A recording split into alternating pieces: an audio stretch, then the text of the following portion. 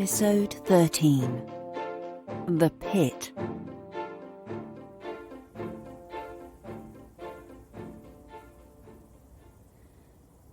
What a mess was revealed by the weak sunrise. What a shambles. The dismantlement of a suburb. The disarrangement of all that was once organised and normal. And yet, under the pale light of morning, the neighbourhood felt bare. There was a wide-open, yawning feeling about the place. An expansive stillness. The dark, sodden piles of fallen branches and other detritus lay unmolested by snout or hoof or lizard eye. No tropical shrieks or monkeyish chattering pierced the air. Oh, the odd local critter might have been seen badgering about just after dawn, but only as a means to get home, and that with little enthusiasm. The wind died abruptly at 6 a.m, and the sudden change made Shirley look up from her laptop, working away as she was, trying to keep things normal in the absence of sleep. Sally glanced out of her window, woken by the silence, and, perturbed, hurried down to open the door to survey her damaged garden. Gavin was stood in front of her wall, nosy with his camera, on the hunt for upturned objects for the evidence table. She looked straight at him, glanced down at the churned earth at the foot of her front step, and, horrified, slammed the door on him, running to the loo under the stairs to vomit. Gavin grimaced as he made sense of the sounds from within. Checking he had good enough images of what looked like just a load of sweet wrappers, actually, he moved on towards the enormous puddle. Well, one might almost have called it a pond, really, blocking the end of Rowan Drive and, consequently, Gavin's route to Lance's house. Edging around the silvered body of water, he looked instinctively up into the big red beech tree to find Elle on her perch. There she sat, watching him, and he felt at once reassured and disturbed. He nodded at her respectfully, and she gave a little ruffle in response, then bobbed as if to launch herself, making Gavin duck slightly, settling back on her perch with a smirk. Gavin stopped himself from swearing, and instead smiled at her admiringly. And now, as Cat rounds the corner, coming up from Lightwood Road, Gavin's feet take him onwards towards his goal, away from his almost nemesis. Someone happens to be emerging from Lance's side gate. Not Lance. Bethany, Lance's neighbour, wrangling a red plastic chair. Her face brightens at seeing Gavin, and she immediately launches into a detailed explanation of her current activities, and helpfully an update on Lance's whereabouts, the NHS walk-in centre. Cat, living up to her name, commences stealth tactics when she sees the conversation taking place. She manages to overhear most of it without being noticed before Bethany clocks her and calls out a greeting. Gavin follows suit, reluctantly. "Hi, Cat." Cat looks at him and sniffs. "Hi, Beth. Oh, God, did the wind do that? Shirley's lost her, cover thing from the table. I think that'll be somewhere in Lance's garden too. I'll just nip in and have a look." "Yeah, I was just coming round to help look for that too." "Oh, don't worry, Gavin. I can do it. It's not heavy." "It might be stuck in a tree. Beth's chair was." But Cat has already disappeared up the end of the passage. Gavin pursues her. "Be careful. It looks like the Battle of the Somme back there. Don't get sucked off in the mud," calls Bethany, tentatively following, her neighbour's nose for something odd twitching. But she stops, looks round, not quite sure why. She steps across Lance's driveway to look beyond the little hedge, blinks as she tries to make sense of what she's seeing. There's a pit in front of Lance's bay window. His big daft car was in the way earlier, but now the drive is empty, she has a clear view. It looks like a bomb crater. She creeps towards it and, keeping back a pace, peers into it. It's deep. She can't see the bottom. She steps closer and, looming above the cavity, stares down. It's flooded with scummy greyish-brown water. Maybe she could get a stick and have a poke into it, see how deep it goes. She stands, awestruck, still clutching her patio chair in one hand. "What is it?" Gavin asks, innocently enough, but Beth spins round in shock, hitting Gavin with the plastic chair, who grabs one leg of it defensively and so jerks Bethany backwards. There's a slow-motion moment as Bethany realises she has one foot on slippy mud and the other in mid-air before she flails into the dark chasm with a dirty splash. Much shouting ensues, and Gavin, mortified, lurches forward to try and catch hold of the woman's hand. Kat laughs involuntarily, and Gavin, furious, turns to give her a proper disapproving stare, at which point Bethany grabs Gavin's trouser leg, and in he goes. Kat is instantly helpless with laughter, doubling over at the sight of the two of them, heads only just visible as they each scrabble at the sides of the muddy shaft in vain. "Kat, what are you doing?" comes Shirley's voice from her upstairs window. Lance's front hedge obscures the mudfest from her view. Kat tries to speak, but she is incapable. She points with one hand and grips her belly with the other. She mouths, "Gavin," and Shirley understands, nodding in resignation. "All right, I'm coming," she calls. The commotion brings all the residents of Rowan Drive into the cul-de-sac. Violet sets up a rapid yapping from Mick's front room window, bringing him out with his ladders, and soon enough, with Kat still trying to calm her hysterics, Bethany is out, water streaming from her, shaking with cold. Gavin blunders out behind her and glares at Kat. Shirley waits with a towel, and he feels a thickness in his throat. Then he feels something else, a tug at his foot. He looks down and sees a cord of some kind caught in his shoelaces, leading off back down the well, as he thinks of it. Him and Mick pull out what looks like a large parcel of mud. As the mud slides off the object, bright colours peep through the sludge, and Kat, still a little breathless, is captivated by the sight of the thing. "That's Charity's.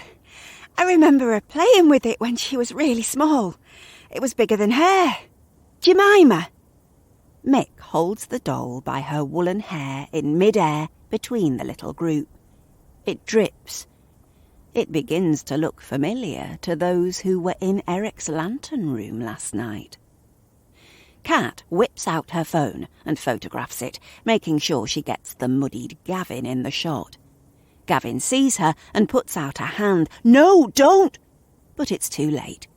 Kat has posted it to the chat group and tagged in Charity. I think of the people in the neighbourhood waking up or drinking their morning beverage of choice, out with arms wrapped about themselves, assessing their mangled property, or on their way to work, navigating the disfigured streets, when they will receive these digital notifications. Looking into the relentlessly bland sky, one can imagine the words and pictures flying about from one place to another, unimpeded, from within the borough to without.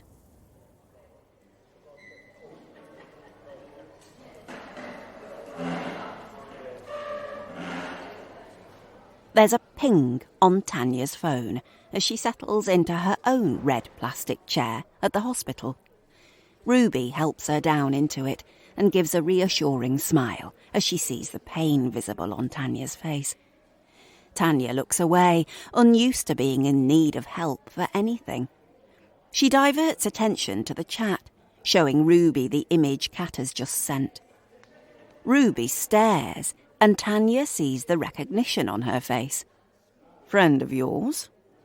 "Yeah, mate from school." Ruby counters the sarcasm.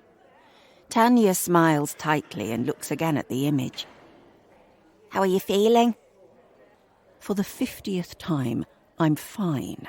I just have a very painful headache, which, as you so rightly point out, could be life-threatening or could be absolutely nothing to worry about.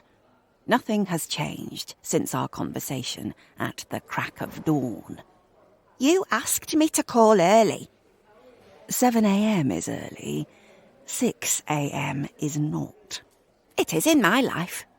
"Then you have an awful life." "I like the morning." "Yes, all right, perky pants." "I can just leave you here if you like." Tanya looks at her. "Would you prefer that?" Tanya has a look on her face that says quite clearly that she would, but as the bulk of foul-smelling human occupying the next chair along shifts and randomly kicks out its left foot, connecting painfully with Tanya's twisted ankle, the effect is lost and Ruby cocks her head to one side. One to her. Tanya swallows the expletive lurking in her mouth and settles for a sharp poke in the person's ribs. "Don't do that!" "Give me one good reason why not." Ruby nods to the pokee, who has gained consciousness and clearly felt the jab. She heaves herself over and scowls at Tanya. Tanya turns her head to find the woman's face closer to hers than she was expecting. She covers her nose. Her eyes widen. "Jesus!" "Penny!" Penny tries to focus, pulling herself away and scowling harder at Tanya. She wrinkles her own nose and pulls the ends of her lips down, raises her eyebrows and sniffs, turning away. Tanya is amazed and looks at Ruby as if she should know what's going on. Then the woman turns back and shoves Tanya hard. "Ha ha ha ha! Course it's me, Tanya, you old trout." "Ow!" "Sorry, lass. Only fair enough giving you a poke just now. What was that for?" "You kicked me." "Did I? Oh, sorry. Well, I wasn't fully conscious, was I? So that don't count, does it, eh?" "Doesn't it?" "Course not." "Right." The women regard each other, one looking sleek, expensive and slightly perturbed, the other clearly half-cut, with greasy hair, rough skin and at least 3 teeth missing from her very genuine smile. Ruby waits to be further entertained. "Oh, she? Oh, just the help." Penny almost unseats herself, rolling half onto her other neighbour, an extremely small, very old man with an enormous face mask on him. His eyes open wide in shock. "Careful," says Ruby. "Oh, sorry, me fella. Me coordination isn't the best. Had a night of it, you know. Had a good old night of it. Must still be a bit pissed." "How's your fella?" Penny leans in to Tanya again. "Do you know her, fella? He's a right one. How is he, Tan?" "Could you lean back, Penny? You stink to high heaven and I have a headache." "Oh, sorry. Sorry. Well?" "He's dead." "Dead?" The assembled company prick their ears. "Is he? Oh, you finally did it then, did you? Couldn't stand it no more."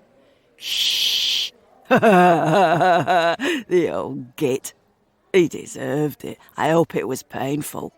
The entire waiting room is listening for the juicy details.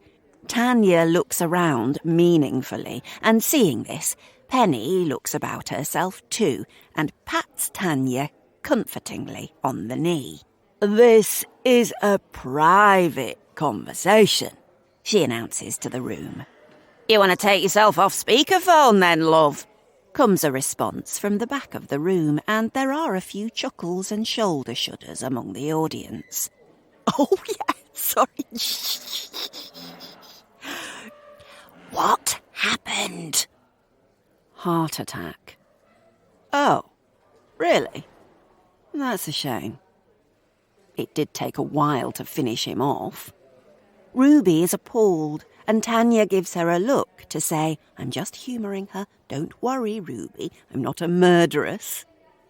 Anyway, it was more than 3 months ago, so, life goes on. Penny nods sympathetically. And how are you? Penny smiles. You got the house, did you? And his business. Still just as nosy as ever, I see. I suppose he owed you really, didn't he? Shame about the rest of us, though, eh, Tan? Ticket number 22. Please proceed to cubicle 7. The automatic voice drifts over the waiting people.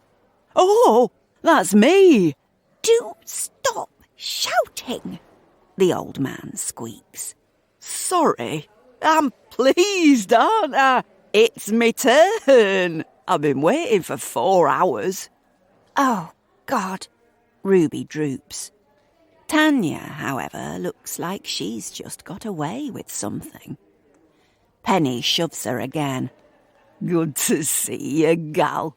I'll let the others know you're running things now, shall I? I'm not running anything, Penny. Tony's business was his.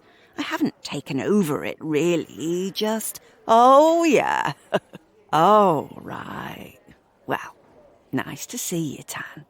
You'll get that headache sorted out. Could be a life-threatening tumour, that. You could be cold meat end at day if you don't get it seen to. Ta-ra, love. She squeezes Tanya's shoulder, heaves herself up onto her trunk-like legs, and looks down at Ruby. Bye, officer. Here, I saw you on telly, didn't I? You and that angry pig. Back at work down Nick now, is he? Ruby's face is like set plaster. Ignore her, Ruby. She's rude to everybody. Yeah, just my way of being friendly, isn't it? Ruby leans away and looks in the other direction. See you, ducks. Tanya watches her go, looking serious now, and Ruby sees an opportunity to do a bit of poking of her own. How do you know Penelope, then? It's Penfold, actually. It's a nickname. Her real name is Jane. You grew up with her? Yes, says Tanya, regretting her engagement with the question. In Lower Lee, or...?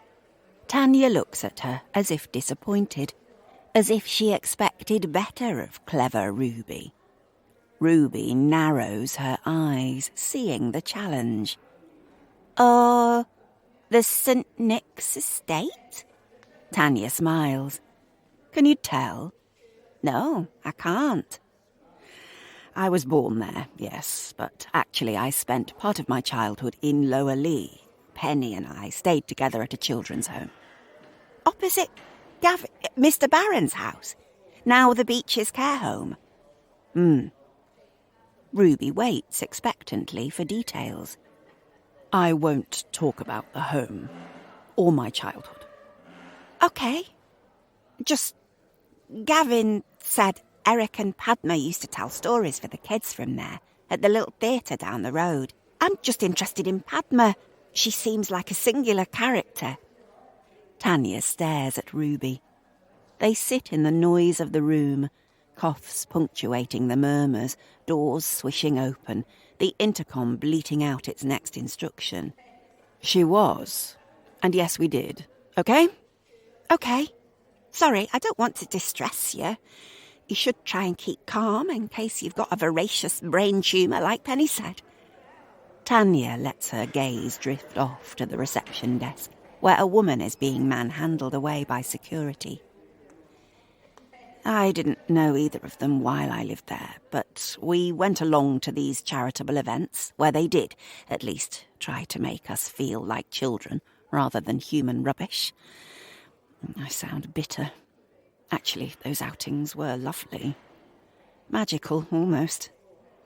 They were the one thing that was reliably comforting. So, you were just one of the group then? You didn't ever listen to stories that were told just for you? No, I don't think so. Sometimes we were only a small group, maybe 3 or 4, which would have been me, Penny, and Gonk, or Tricia, as she was actually called. Horrible girl, but not surprising given her start in life. And maybe Lance. An image of an old tea bag pulses in Ruby's mind. Ruby nods encouragingly, wanting to ask more questions, but Tanya looks down at her phone as it lights up with a message. She sighs and looks pensively at the screen. How long do you think we'll be? No idea. And it depends on what's wrong. They could keep you in. I can't stay. In fact, I think I feel a bit better. Can we go? No, we can't go. Seriously, you've got a head injury. We should have come last night. Tanya sighs, nods, taps a message into her phone and puts it away. Tony knew Eric quite well. I used to see him quite often when we were... She gathers her features as if thinking of the right word. Dating. Really? I suppose they were a similar age, were they? Well, Tony was a bit younger, but yes, not far off. Right. They were friends then? I suppose so, yes. And was Padma friends with Tony too? God, no. Oh, right. No. Tony was racist, Ruby. He would never have spent time socially with Padma, except at some do where he had to appear to be more human. Tanya, did you not like your husband very much? You can tell, can you? You didn't kill him, did you? No, officer, I didn't kill him. Do you wish you had? Tanya laughs. She laughs until she is overtaken by sadness. She looks at Ruby. Then she shakes her head. Ruby is kicking herself for asking the wrong question. Was he abusive? To me? Yes, or... Of course he was. I'm sorry. That's shit. It's usual. It's not unusual. They look at each other and suddenly burst out laughing together. Tanya has tears in her eyes. What on earth are you doing with Gavin Barron? Ruby quietens. I'm not sure, she says. Why? Don't you like him? I don't know that I don't like him. I find him irritating. He always seems to be a few seconds away from a catastrophe. Socially, he's a complete disaster. And he's too nice. Right. Well, I like all of those things about him. He's very entertaining.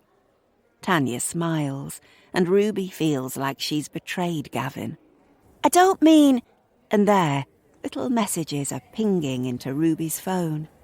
They're still flying about.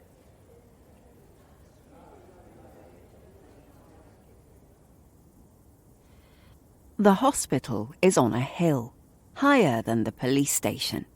It perches as if it's on a windy sea cliff.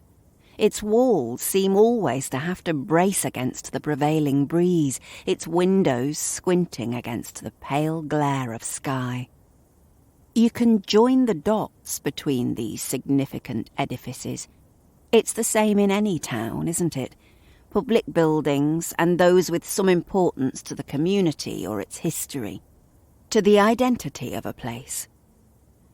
The hospital teeters. The police station glowers further down the hill.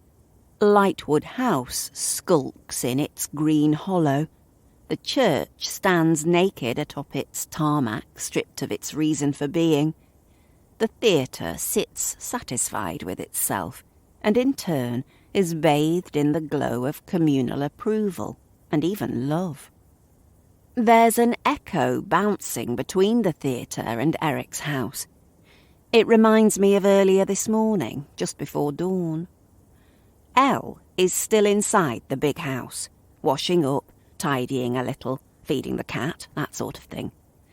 Charity has gone for some air after their night of instruction in the storytelling arts, and she is stood, shell-like, as if she has been divested of her stuffing, where Gavin was, that day when him and Ruby had their over-the-wall conversation, and Ruby cut her head.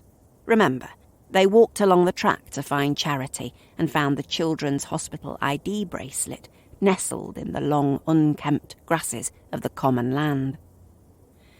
She gazes to the right, where the track takes a hold in the soft, muddy grass, leading towards the back gate. She watches the garden, scans for movement, before moving onto the track and padding softly along it until she feels the change between mud, solid earth beneath her, and something else. Wood? Rotten planks of wood, is it? Must be there to cover a sodden patch where the rain gathers. There's the remnant on her left of fence posts and part of a handrail. She touches her fingers to it lightly, starts to reach her leg to the left, past the rail, and tentatively pushes on the ground there. It's spongy. She starts to lean her weight onto it. The phone goes, and she draws her foot back. Her gaze lingers, though, and she hears the chiming. She sets up her breathing like she's been taught. In for 6, hold for 6, out for 6, and the sound suffuses into her mind. She seems to inflate a little. Elle calls to her, and the phone stops ringing. The pair rejoin, ready, finally, to go and rest. Now, though, there are no more echoes. As the daylight reaches its brightest point, the air above the streets and gardens of Lower Lee seems to thicken a little, and sound is dampened, along with memories. The church looks jaundiced. It seems to draw itself up and away from the dark crack that snakes out from its buttress across the smooth asphalt to the brick wall at the edge of the car park. The wall has subsided slightly where it is undermined, like someone has pushed their thumb into its coping stones. The fissure has been reported to the diocese by Sally. Ruby saw it when she went to collect her car at first light. Tanya was made aware of it by Lance, who stopped by on his return from medical attention. Gavin has recorded and filed the phenomenon as part of his evidence gathering. The light lowers. It yellows, souring and congealing, reflecting off the windows of the block of flats, turning them the colour of rancid butter. A devious colour. Charity's sleeping face looks sickly in the acidic low light. There's a sheen on her skin, and her breath hitches as she runs among the images of her dreams, patched together as they are from the blood and shock of Padma's death, the stories and lessons and heartbreak of the night before, and the earth-caked image of her childhood doll. Elle watches her. She's in Charity's big armchair, vaping. Her smiles are all gone. She glances to the window and recognises the change in the air. She pulls her hood up and shuffles her shoulders down, re-inhabiting the person she was 3 days ago, raising her defences, her eyes half closed, as low as they ever go. Time ticks. Elle raises her chin, as if using it to feel the temperature of the room or the direction of the wind. Thinks. Perhaps she's still here then. She places the vape pen on the table and rummages in her pockets. She finds scraps of paper and a pen. Looks again at Charity. Writes something. Leans forward and tucks the paper into Charity's open palm. Smiles very slightly as Charity shifts and then begins to breathe more easily, more regularly, until she seems so peaceful an angel might be stroking her auburn hair. Sitting forward with her elbows on her knees, watching her magic at work, she comes to a decision. Chimes sound. If we were to glance down Rowan Drive again, we'd chance upon a tableau resembling a corner of a Hieronymus Bosch painting. At least 4 people are now covered in mud. Reg has got a hold of the rag doll and is pulling it relentlessly. Lance is on the other end of the doll, head end to be exact, and is ignoring Shirley, trying to reason with him. The more you pull it, the more he'll pull it, Lance. He thinks it's a game. Get him to stop it, then. It's your dog. He's a he. Let go. You don't do yourself any favours, Lance, says Kat, wiping the brown gunge from her face. Yes, Gavin got his revenge. It was neatly done, if a little devious. Shirley turns back to Gavin, who is trying to extricate himself from the scene. I'm happy to lend my bathroom if anybody wants a shower, it's no problem. Bethany looks offended that no one has yet taken her up on the offer. I have fluffy towels, she tries. Beth, we all live within a few feet of this spot. Why would we come and use your bathroom when we can use our own? She sees Shirley's look. Or our sisters. Or do you just want a bit of company? She winks. Bethan's face drops. No, I just... Gavin, where are you going? Where do you think? I need a bath. You can use my bathroom. Honestly, I don't mind. Kat strides past Shirley to lay claim to the washing facilities. Sounding a bit desperate now, Beth. Thanks, but I just need to sort my camera out so it doesn't die. He turns to Shirley reluctantly.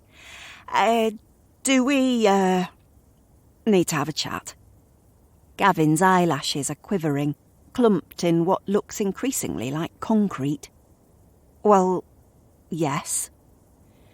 Tomorrow? Shirley sighs. Sorry, He gestures to his muddy self. All right, I'll call round first thing. Gavin nods and retreats back up to Hawthorne. Shirley turns towards number 11, throws over her shoulder, Reg, leave it. Reg lets go at once, racing to get inside Shirley's house before she shuts the door, and Lance, suddenly unmoored, is flung backwards and into the crater, arse first. Mick, just emerging again from his front door, stops and steps quietly back inside his front door and clicks it shut. Don't worry, Lance, I'm still here. You're not alone, calls Bethany. The air thickens. The sound of Gavin's footsteps seems to diminish as he makes his way home, and he finds the going harder as he walks up the hill. By the time he rounds the bend towards his driveway, he's almost out of breath, and as he approaches his front door, he realises there is a hooded figure lurking in his garden. He's opened his mouth to inquire when, "Can I use your computer?" Elle, what are you... My computer? Why? To write something, that's all. Nothing online or anything. Just write some stuff and maybe print it out, if you've got a printer.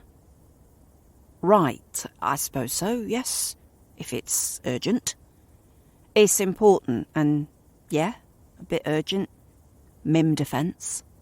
Right, OK, well, in that case. Thanks. How did it go last night? Yeah, you know. No, I don't know. Why are you covered in mud? Well, you know. Funny. I'll tell you about it when I'm no longer covered in mud. Come on. He lets them in and points to the kitchen. Get the kettle on and I'll set up the laptop, it's in here, then I'm off for a shower. Gavin inspects his camera while the laptop powers on. He decides to let the mud dry on it and then brush it off, so it sits, bulky and dirty, next to the box of floppy disks. Gavin notices the juxtaposition and reminds himself to ask Brandon for the use of that old PC from the theatre later on. Elle mooches into the room and she smiles slightly, letting him past, glancing at the camera and the plastic box of discs before sliding into the desk chair and beginning to type. As Elle bashes away, writing a stream of words, the bathrooms of Lower Lee are kept busy in the hours before the community meeting is due to start. People creating a finished version of themselves, putting their faces on. Sally, ever mindful of Kat's remark, restrains her use of backcombing and hairspray. She curls her lip at herself in the mirror. Lily, love, don't you mind what that kitty cat says? She never did know when to sheath her claws, that one. You be yourself, my darling, and walk tall. Come on, get your boof on boofed. That's it. Sally smiles sadly at her Lily Savage impression and wishes, not for the first time, she had the quick-wittedness to fire a comeback at people like Kat at the time. She draws in her breath, closes her eyes, and breathes out. And then she's off downstairs, first neighbour out of the door to the theatre, keys jangling as she goes to open up the venue. Outside on Hawthorne Road, the air is almost sticky. It swells like homogenised milk being brought slowly to the boil. Sally recoils as she opens her door, wonders if she needs an umbrella, but there is no spot of rain. She takes one anyway, wary of what might press down on her from above. Lewis passes Sally as he returns with the puppy from their walk. He nods at her, not wanting to waste breath on speaking, the air so thick it seems to take an effort to get it into his lungs. The dog refuses to walk up the path, putting all her strength into her front paws and bracing. Lewis smiles. She's so small and light, he could easily just lift the lead and she'll come with it, dangling in mid-air. He isn't so cruel, though, and picks her up, letting her nuzzle into his neck. Shutting his front door, he looks back through the glass panel to Padma's house. He feels his heart sink as he thinks of her, and remembers that he'll never see her again, never be in the same room as her, the same bed. The scent of her, that spice that he would know was her if he smelt it halfway around the world. He thinks about her in the morgue. The scent would have gone, wouldn't it? It wouldn't linger. She'll be cold. She was never cold in life. Her warmth radiated towards everyone he ever saw her come into contact with. Watching as Sally re-emerges from her front door, wrapping a scarf around her neck, he thinks of Tony. No, Padma had time for everyone, except Tony. Lewis snaps out of his thoughts as Sarah arrives home. Another lonely meal, each of them in their own world, and only partially inhabiting the one they share together. All across the neighbourhood, each house, each flat, each room with its inhabitants, individual in their anxieties and worries. Nervous of the social event to come, but looking forward to seeing their friends and neighbours all the same, hoping that some company and their shared experience can help them find some answers, or at least some comfort, in the wake of the fall of their neighbourhood.